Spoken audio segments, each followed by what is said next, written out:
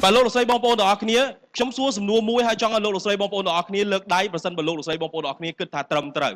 bà sầm nua trong xuống tha ta lô sấy bong bóng đó tin đi bỏng man nè để cứ thà ca cứ với chữ miên sả rạ sầm khăn chụp bùa lô sấy bong bóng wow ô con chả bong bóng sa tôi đó kia khlang mùi ô con chả lô sấy bong bóng đó kia bà sang là tham mạnh gì bà đăng ở hải bà lô sấy bong bóng đó kia ca cứ với chữ miên cứ 80% បណ្ដាមកពីខ្លួនរបស់យើងបាទបណ្ដាមកពីចំណាប់អារម្មណ៍របស់យើងហើយភាសាអង់គ្លេសគេឲ្យឈ្មោះថា positive emotion positive emotion គឺសំដៅទៅលើពាក្យថាយើងឃើញពាក្យ emotions បានន័យថា e external ហើយនឹង motion អញ្ចឹងអារម្មណ៍របស់យើងបង្កើតមកពីសកម្មភាពរបស់យើង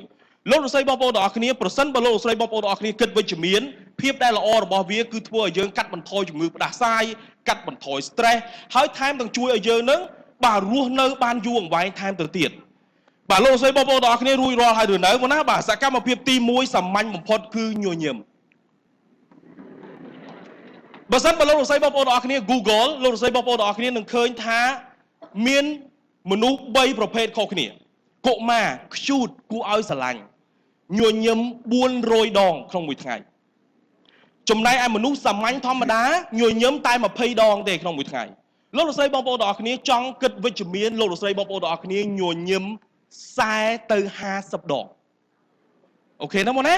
ញញឹម40ទៅ50ដងលោកស្រីបងប្អូនទាំងអស់គ្នានឹងគិតវិជ្ជមានអត់មានអីពិបាកទេបងគ្រាន់តែញញឹមទី2និយាយវិជ្ជមានលោកស្រីបងប្អូនទាំងអស់គ្នានិយាយវិជ្ជមានប្រសិនបើយើងមើល research កាលពីឆ្នាំ86បាទគេរកឃើញថាមនុស្សដែលកើតពីដែលតាំងពីកើតមករហូតដល់អាយុ18ឆ្នាំនិយាយហើយនឹងឮពីអវិជ្ជមាន148,000 ដងបាទទេធ្វើអត់បានទេអត់ល្អទេណាបងណាបើគិតជាម៉ោង1ម៉ោងឮម្ដងបើយើងចង់អញ្ចឹងឯងបងយើងចង់អញ្ចឹងឯងអត់ទេណាបងណាយើងត្រូវនិយាយពាក្យវិជ្ជមាននិយាយពាក្យវិជ្ជមានបែងចែកជា3ទី1លោកលោកស្រីបងប្អូនទាំងអស់គ្នានៅពេលដែលផ្ដើមការសន្ទនាជម្រាបសួរស្ដីសុខសប្បាយអត់នៅពេលដែលកំពុងនិយាយឃើញគេអាក្រក់ឃើញគេអត់ស្អាតឃើញគេធ្វើខុសកុំនិយាយពាក្យហ្នឹងនិយាយថាខ្ញុំស្រឡាញ់សកម្មភាពមុននឹងជាងបាទណាបាទអត់វាយប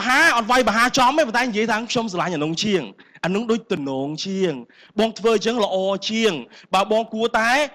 គុំធ្វើដូចមុនប៉ុន្តែគួរតែធ្វើអញ្ចេះវិញល្អជាងប្រាប់អំពីអ្វីដែលគាត់គួរធ្វើជាជាងនិយាយពីអវិជ្ជមានហើយនៅពេលលាគ្នាបាទកុំលាគ្នាដោយនិយាយថាលាហើយអូចប់បណ្ដោយបងកុំណាបងណាកុំលាហើយបងបាទជួបគ្នាថ្ងៃក្រោយទៀតអរគុណចំពោះពេលវេលាជួបគ្នាថ្ងៃក្រោយទៀតណាបើអញ្ចឹងទៅធ្វើឲ្យយើងនឹងគិតវិជ្ជមានលោកលោកស្រីបងប្អូនទាំងអស់គ្នាចំណុចទី3ក្រៅតែពីនិយាយវិជ្ជមានគឺកាយវិការវិជ្ជមានមានសញ្ញា4ដែលលោកលោកស្រីបងប្អូនទាំងអស់គ្នាត្រូវដឹងក្នុងការនិយាយនិងធ្វើកាយវិការវិជ្ជមានបាទសញ្ញាទី1គឺសញ្ញាអូខេសញ្ញាទី2គឺសញ្ញាសរសើរណាបងណាបាទអបអរសាទរហើយទី3ទះដៃបងទះដៃមួយមើលបងបាទអបអរសាទរបាទនឹងចុងក្រោយគេបាទយើងចូលចិត្តមកបាទ V បងណាបាទ V style បងបាទលោកស្រីបងប្អូនអរគ្នាធ្វើ4ទៅបានញឹកញាប់ដើម្បីឲ្យកាយវិការរបស់យើងវិជ្ជមានហើយនៅពេលដែលយើងជួបគ្នាយើងសន្ទនាគ្នាយើងបើកចំហកុំនិយាយគ្នាដោយបាទឬក៏អញ្ចឹងណាបងណាបើកចំហហើយបន្តមកទៀតឈរប្រកបដោយមានទំនុកចិត្តហើយជួបគ្នាសួស្ដីគ្នាបាទកុំឲ្យដើរឃើញមុខគ្នាអញ្ចឹងបាទសួស្ដីសុខសប្បាយអត់អញ្ចឹងទៅណាបាទអញ្ចឹងទៅវិជ្ជមានលោកលោកស្រីបងប្អូនទាំងអស់គ្នាបន្តមកទៀតយើងត្រូវចេះភ្ជាប់គ្នាភ្ជាប់របៀបម៉េចបើសិនបើខ្ញុំលើកដៃមួយអញ្ចេះអ្នកទាំងអស់គ្នាញញឹមឬកើទុកញញឹមបើសិនបើលោកស្រីបងប្អូនលើកបាទអ្នកខ្លះលើកដៃចេះកើទេបងល្អហ៎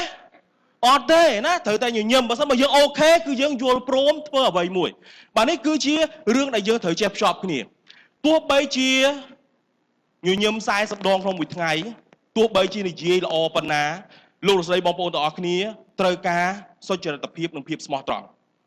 ចំណុចទី5គឺភាពស្មោះត្រង់លោកស្រីបងប្អូនទាំងអស់គ្នាខ្ញុំធ្លាប់ធ្វើខុស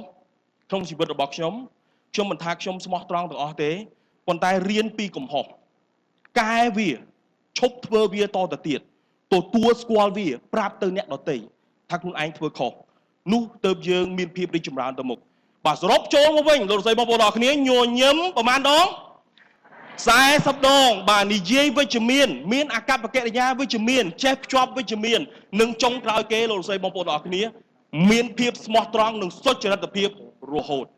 អរគុណច្រើនលោកស្រីបងប្អូនជូនពរលោកស្រីបងប្អូនឲ្យបានជោគជ័យគ្រប់គ្នា